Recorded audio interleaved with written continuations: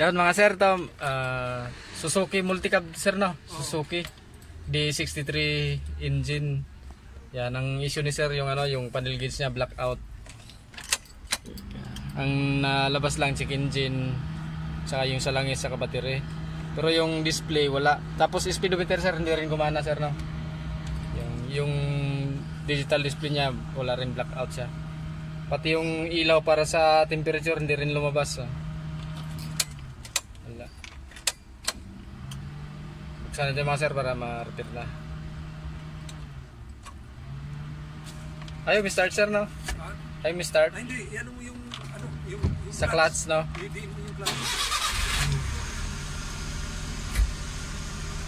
Yan, naandar yan mga sir pero wala, blackout talaga siya. Hindi nag-display. Alam mo magkano ng orasan niya? Aling orasan sir? Yung oras niya?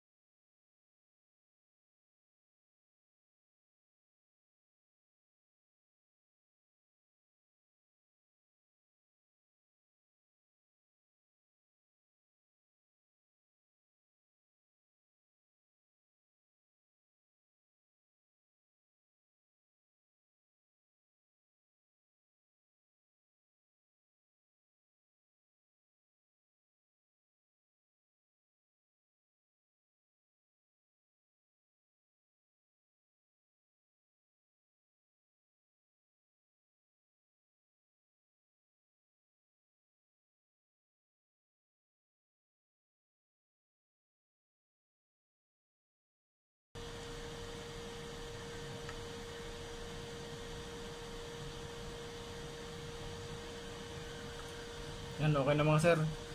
I-assemble ko na ulit to para masalpak na sa unit. Matesting na. Hindi nagkaganon yan? Hindi, talagang lalabas yun sir. Lalabas? Oo. Hindi siya nagwa-warning? Hindi. Hindi. Basta pag nag-overheat yun sir, lalabas talaga yun. Yan, okay na mga sir, yung sa Suzuki Multicab D63T. Yung sa brake? May display na. Handbrake? Yung handbrake. Hindi kumana eh. Ba't nga pala wala siya? Baka iba yun. Baka sa switch sir.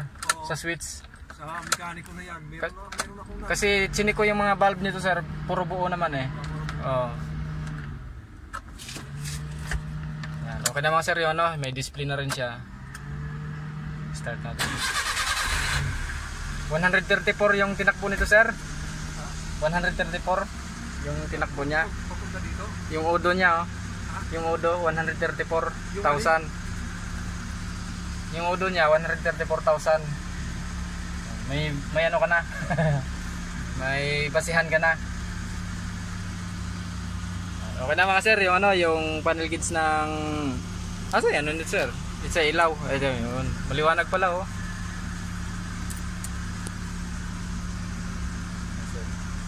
Kunti na lang gas ni sir eh, nagwa-warning na, saktong-sakto.